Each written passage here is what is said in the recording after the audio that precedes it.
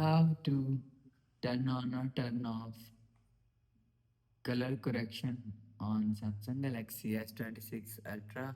So let's start the video. First of all, go to App Library.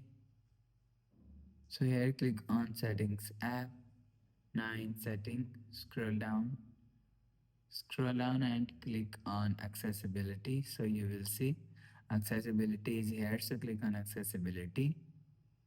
Now here, so click on Vision Enhancement. So after click on Vision Enhancement, scroll down and click on Color Correction. So you will see, click on Color Correction. So if you want to turn on color correction, so turn on this button. After turn on this button, you will see color correction is turned on.